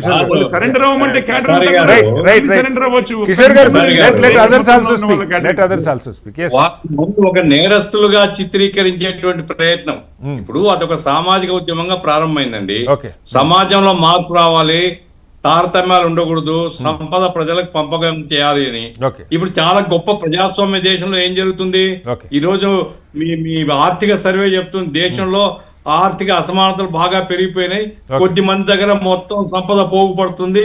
అంబానీ, అదానీ పేర్లు కూడా పెడుతున్నారు. కాబట్టి విధానాల వల్లనే ఇటువంటి ఉద్యమాలు ప్రారంభమైనప్పుడు దానికి ఓ ప్రజాస్వామ్య పరిష్కారం. ఇప్పుడు కాదంటే హిట్మాన్ దొరికితే హిట్మాన్ తీసుకుపోయి కాల్ చంపడం ఏం చట్టం ఉందండి? కాబట్టి మీరు ప్రజాస్వామ్యయుతమైనటువంటి పరిష్కారాన్ని మీరు అవలంబించాలి తప్ప వాళ్ళు తుపాకులు మేము కాలుస్తా ఉన్నారు, మీరు తుపాకులు మేము కాలుస్తా ఉంటున్నారు, మీకు వాళ్ళకి తేడా ఏముంది? కాబట్టి ఇప్పటికైనా సార్ నా పాయింట్ ఏమంటే, ఒకవేళ తుపాకులతో ఎక్కడైనా తిరుగుబాటు చేయని చోట మీరు తుపాకులు వాడతారా? వాడండి తప్ప దొరికిన వాళ్ళను చట్టపరంగా చంపొద్దు. చట్టపరంగా మీరు కసాబ్ లాంటి 2 సంవత్సరాలు మనం పెట్టుకొని తర్వాత పూరి శిక్ష వేసాము. ఏం దుర్మార్గం అంటే మానవత్వం ఉందా వీళ్ళకు? ఇంత దుర్మార్గమా ప్రభుత్వం? కాబట్టి చట్టపరంగా ప్రజాస్వామ్యయుతంగా వ్యవహరించమని నేను కోరుతున్నాను. రైట్. ఆఖరిగా బాజీ గారు, అంటే ఒక జాతీయ పార్టీగా చివరికి వచ్చింది, ప్రజా పోరాటం ప్రజాస్వామ్యబద్ధంగా చేయడానికి అవకాశాలు ఉన్నాయి. ఒక పిలుపు ఏమి ఇస్తారు వాళ్ళకి? అంటే చర్చలు జరపని ప్రభుత్వానికి మీరు చెప్తున్నారు, ప్రభుత్వం వింటదో లేదో మనకు తెలియదు. నక్సలైట్లకి ఇవాళ అడవుల్లో మిగిలిన కొద్దిమందికి మీరు ఇచ్చే మెసేజ్ ఏంటి? సార్, మావోయిస్టు ఏదైతే మిగిలి ఉన్న వాళ్ళ నాయకులు ఆల్రెడీ చర్చలకు రావడానికి సిద్ధంగా ఉన్నారు. వాళ్ళు లొంగిపోవడానికి సిద్ధంగా ఉన్నారు. చర్చలకు రావడం అంటే అర్థం లొంగిపోవడానికి సిద్ధంగా ఉన్నారు. కానీ దానికి కావాల్సిన వాతావరణాన్ని ప్రభుత్వం ఇవ్వడానికి ఇష్టం లేదండి. చంపటమే ప్రభుత్వం ఉద్దేశం క్లియర్ కట్ గా. ఈ టార్గెట్ పెట్టుకుని ఆ 31వ మార్చి వరకు ఎంతమంది చంపుతామో అంతమంది చంపడేసి మేము చూసామా, మేము ఈ దేశంలో నక్సలైట్ లేకుండా చేసామని జబ్బలు జరుపుకునే పరిస్థితిలో ఉన్నారు తప్ప మానవీయ కోణంలో ఆలోచించట్లేదు ఈ ప్రభుత్వం. పైపెచ్చు మేము హామీ ఇస్తాము, మేము అవి ఇస్తాము, ఫెసిలిటీస్ అంటున్నారు కిషోర్ రెడ్డి గారు. ఎక్కడంటే హామీలు దొంగ హామీలు. నిజంగా కనుక హామీలు ఇచ్చే పరిస్థితి ఉంటే వాళ్ళు ఈ పాటికే వచ్చేసేవారు. అట్లాగే దీన్ని యుద్ధంగా చూస్తున్నారు, ఒక వివాదంగా చూడటంలా. మావోయిస్టుల మీద సామాజిక సమస్యగా చూడలేదు, శాంతి భద్రతల సమస్యగా చూస్తున్నారు అంటారు. ఇది వివాదంగా చూడలేదు. వివాదం మాత్రమే ఇది. వివాదాన్ని చర్చలతో పరిష్కరించుకోవచ్చు, వాళ్ళ భావజాలాన్ని పరిశీలించవచ్చు, నెగోషియేట్ చేయొచ్చు. చాలా అవకాశాలు ఉన్నాయి. తిరుగుబాటు చేసి వాళ్ళు అడుగుతుంది గిరిజనుల యొక్క సంరక్షణ బాధ్యతలు అడుగుతున్నారు. అక్కడ నమ్మకం లేదు. గిరిజనుల యొక్క భూములను లాక్కునే ప్రయత్నం జరుగుతుంది. దీన్ని కాదనే పరిస్థితి, అలా జరగదనే నమ్మకాన్ని క్రియేట్ విశ్వాసాన్ని ఇవ్వాలి కదా ప్రభుత్వం. కాదు, ప్రభుత్వం అసలు ఒక్క దఫా కూడా చర్చలన్న ప్రస్తావన లేకుండా బలమైన నిర్ణయం తీసుకోవడానికి మీ ఉద్దేశంలో కారణం ఏంటి బాజీ గారు?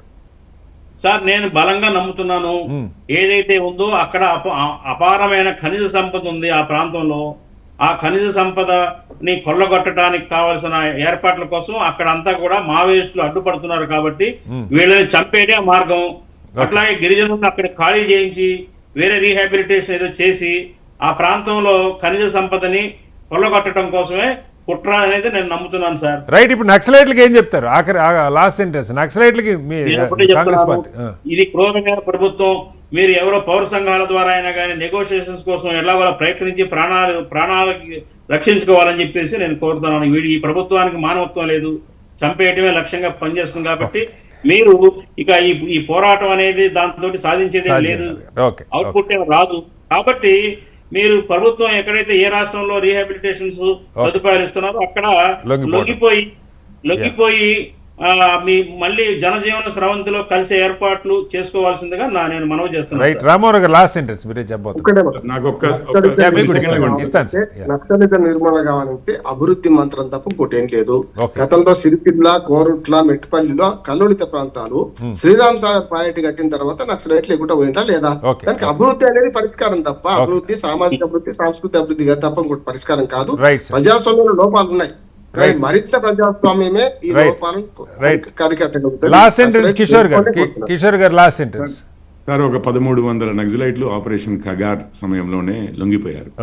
వారందరినీ లొంగిపోయిన తర్వాత ఏదో చంపారు. వారందరినీ కాదు, హిట్మా గారిని అయితే అలా చంపారు అనేది గఫూర్ గారు ఆరోపణ. సార్, గఫూర్ గారు మాట్లాడిన మొత్తంలో కూడా నేను మా ప్రభుత్వాన్ని, కాంగ్రెస్ ప్రభుత్వాన్ని కూడా నమ్మను, ఇంకో ప్రభుత్వాన్ని కూడా నమ్మను, నక్సలైట్లనే ఎక్కువ నమ్ముతాను, వాళ్ళు చెప్పేదే నిజము అన్న భావన నాకు చెప్పలేదు సార్. ఆయన మమ్మల్ని కూడా చంపారు, చాలా మంది మా నాయకులు కూడా ఆర్గ్యుమెంట్ లేదు సార్. వారినే ఎక్కువ ట్రస్ట్ చేస్తానంటే ఇప్పుడు సుక్మాలో వారి నాయకులు ఎంతమంది చనిపోయారు, ఏంటి విషయం, ఆయన అది కూడా చెప్తున్నారు కదా. మనము ఎప్పుడైనా కానీ విక్టిమ్స్ సైడ్ ఆలోచించడం మర్చిపోయాం సార్. విక్టిమ్ సైడ్ ఆలోచించడం మర్చిపోయాం. ఐడియాలజికల్ ఫైట్స్ అయిపోయాయి. రంపచోడవరంలో కాల్ చేసినారు, ఫ్యాక్ట్ అది. విజయవాడలో దొరికిన వాళ్ళు షెల్టర్ తీసుకుంటే ఒక విషయం చెప్తున్నాను సార్, నక్సలైట్లు ఎంతో మందిని ఈవెన్ ఎస్సీ, ఎస్టీ, మహిళలని కూడా ఇన్ఫార్మర్లు అని చెప్పి చంపినప్పుడు ఒక్క వాయిస్ వినపడదు sir. Right sir, right sir. మొత్తంగా కిషోర్ గారు టైం అయిపోయింది, మన్నించాలి. హింసకి ప్రతిహింస మార్గం కాదు, అలాగే తుపాకీ గొట్ట ద్వారా సాధించగలిగేది ఏమీ లేదు. ప్రభుత్వం టెక్నాలజీ ఇంత పెద్ద ఎత్తున పెరిగిన నేపథ్యంలో చర్చలు జరిగినా జరగకపోయినా ప్రజాక్షేత్రంలో పోరాటం తప్ప మరొక మార్గం లేదు. నక్సలైట్ల ఎజెండా ఏదైతే ఉందో ఆ ఎజెండాని జనజీవన శ్రవంతులు కలిసిన తర్వాత దాన్ని ప్రజల ముందుకు తీసుకెళ్లే ప్రయత్నం ఎవరి స్థాయిలో, ఎవరికి చేతనైన పద్ధతిలో, రాజకీయ ప్లాట్ఫారాల ద్వారానా, ప్రజా సంఘాల ద్వారానా, స్వచ్ఛంద సంస్థల ద్వారానా అన్న మార్గాన్ని ఎంచుకోవటం తప్ప మరొక మార్గం అయితే కనపట్లేదు. వీలైనంత త్వరగా అడవుల్లో ఉన్న కొద్దిపాటి నక్సలైట్లు ప్రభుత్వానికి లొంగిపోయి జనజీవన సంస్థలకు రావటమే పరిష్కారం కనపడుతుంది. రకరకాల ప్లాట్ఫారాలు ఎంచుకోవడానికి అవకాశం కూడా ఉంది. ఏ మేరకు సాధిస్తా ఉన్నది, ప్రాణాలు కోల్పోవడం కంటే ఎంత సాధించడం మంచిదనే ఒక కంక్లూజన్కి రావాల్సిన అవసరం ఉంది. చర్చలో పాల్గొన్న కిషోర్ పోరెడ్డి గారికి, గఫూర్ గారికి, బాజీ గారికి, అలాగే బండారు రామారావు గారికి ధన్యవాదాలు. ఇది వాళ్ళ బిగ్ డిబేట్. రేపు మరోస్తే మళ్ళీ కలుద్దాం. నమస్కారం, సెలవు.